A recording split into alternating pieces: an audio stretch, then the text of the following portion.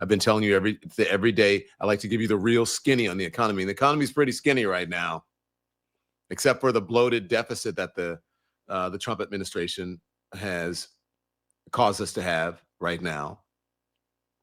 The economy is not great. But if you listen to them, let me just talk to you about this a little bit. Because the economy, this is one of the L's they're taking. And I think this is poetic because this is the issue that they have been screaming about for months, that the economy is good, but the economy is, that they inherited this terrible economy. And we're so good, we're so good. Trump says he inherited a mess and he made it better, but he didn't inherit a mess. By all metrics, the economy was better under Joe Biden. Do you hear me? Economists in America are saying the same thing. They can't blame the Democrats. They can't blame Biden. They cannot blame immigration. They cannot blame Congress. This is a mess. These are Trump's numbers. Here's the Vice President of the United States in an interview spouting bullshit about the economy. Roll it.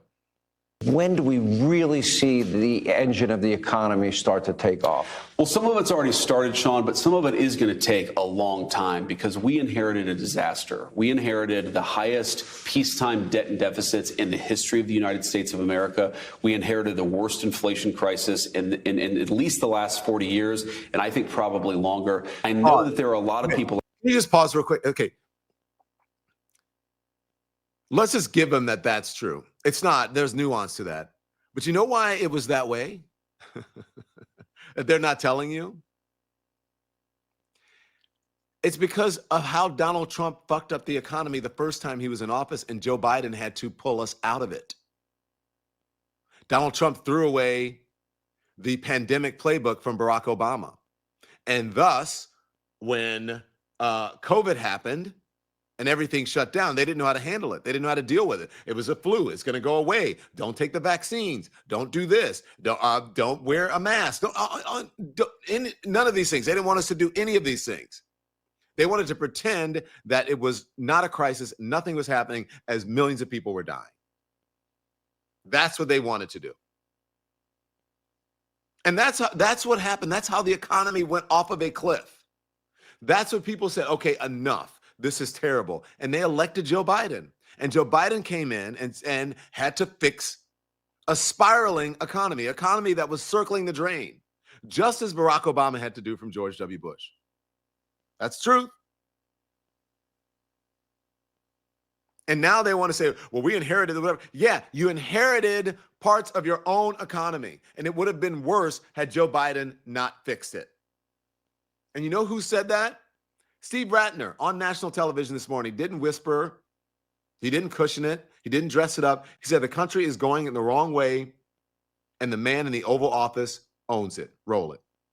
Well, the point I'm making is that Vance can say that they inherited a bad economy, but the problem is the economy is actually getting worse, not better. You can inherit a bad economy, but then you're supposed to do stuff to make it better. And virtually every statistic shows it's in fact worse under Trump than it was under Biden in his last year. So if you take a look, for example, at payrolls growth, you can see under Biden, we averaged about 170,000 jobs a month. And under Trump, it's dropped to something like 77,000 jobs per month. And so we're actually going the wrong way. And if you read any story, look at any statistic, any survey, and there was a big one in the Wall Street Journal yesterday, everybody is talking about how this is one of the worst job markets since the Great Recession, especially for young people. What's driving that, especially for young people who, I'm telling you, this is such a growing crisis. Young people in college, at great universities, even at great universities, getting out to no jobs. What's going on there, and what is making the labor market so weak right now? This is not just, and just so you know, this is not just about blue collar workers.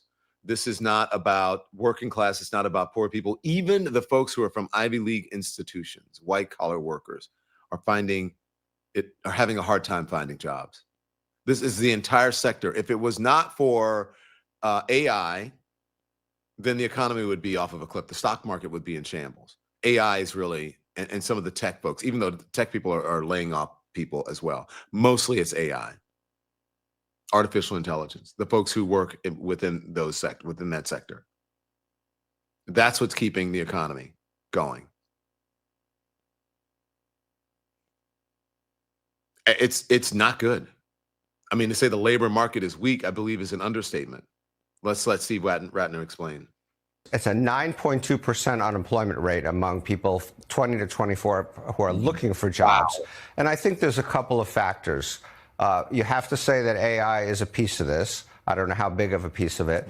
A lot of it is because of all the uncertainty under Trump. The tariffs are on, the tariffs are off. We don't really know. Companies are just cutting back. They're just becoming leaner. The economy is slower, as I'll talk about in a minute, and so they don't need as many people. And they've just really started to reduce their hiring in a dramatic way for these various reasons, from worries about the economy, AI, and so forth. All right, let's take a look at your second chart, and that is affordability and growth challenges. This is the issue.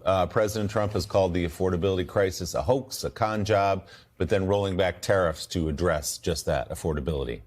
Well, again, affordability. And here's the thing. I want you guys to listen to this very closely. I like Steve Ratner because he lays it out. Donald Trump likes to tout his tariffs, saying that they're the best thing since sliced bread.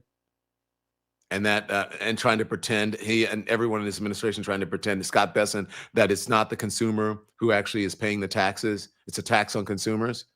Tariffs are a weight on the economy. It's an anchor on the economy. And I don't mean holding it down. I mean sending it to the bottom of the ocean so that it can't rise. Watch. Affordability comes down in large part to economic growth. You have to have economic growth in order for people to have more income and therefore to be able to buy more stuff.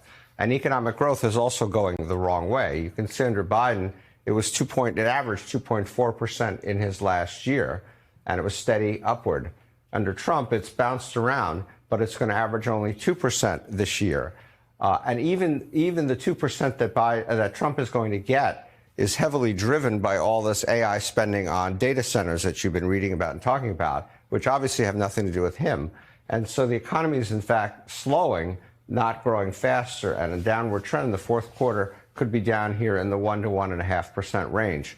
And then you also hear, when you talk about affordability, about housing. And so housing starts, which is what we need more housing, obviously, for people to be able to afford them, have dropped. And you can see what they did under Biden, and you can see down here under Trump, they are lower. And so we're building fewer houses. And so Vance can talk all he wants about inheriting a bad economy, but what you have to be able to do is then make the economy go the right way, even from whatever you get, rather than going the wrong way. And right now, it is going the wrong way, and especially on jobs and affordability. All right, on your third chart, wow. Steve, we're looking. Okay, pause. I hate to depress you guys, but that's just the real deal. I mean, I know that there are some MAGA folks who are probably some trolls that are in the comments, or maybe just some MAGA folks who listen to us because they either like us or they're learning something, or maybe they're hate watching us. But this is the real truth, TRUF. This is the real truth of the matter, is that what they're doing is not working. That's what I said. I mean, they are desperate. Is that the end of it, Andy, or is there more to it? There's another 2.5 minutes. Okay, so now they went to affordability. Let's see. There's another sector that they want to talk about, something else, affordability and growth challenged. At inflation, which has been persistent in part because of the tariffs. Okay, so remember when this is what he's going to talk about, the tariffs. Remember when Donald Trump said, "Oh, we have handled, or basically ended inflation." Again, he just says it and people believe it. I don't think he gets fact checked. I know he doesn't get fact checked on Fox News. Laura Ingraham tried to do it a bit in an interview with him. He just completely talked around it, as what J.D. Vance did in that interview with Sean Hannity. Watch. Exactly. And so, again, they talk about inflation and they talk about, and he said it in that clip about he inherited the worst inflation in 50 years and all that kind of stuff. It was 3% when he inherited it, less than 3%. And what's happened here is inflation did start to go down under Trump, but then you had the tariffs. And now it's back up to 3%. And that puts pressure on the Fed's ability to cut interest rates. In comparison, Goldman Sachs, before Trump got here, Goldman Sachs, assuming a more normal set of policies, thought inflation would be down to 2.2% at this point. And in fact, because of the tariffs and everything else Trump has done, it's back up to 3% and growing at the moment. And all of that put together has created this incredibly pessimistic mood among people, where consumer sentiment now is down all the way down here. It is down. In fact, if I took this chart back further, it would be down to levels of the great financial crisis. Oh my God. In terms of how people feel about this economy. They are unbelievably negative about this economy. And so, as I said, Vance can talk all he wants, but if it had gotten better, we've now almost a full year into the Trump administration.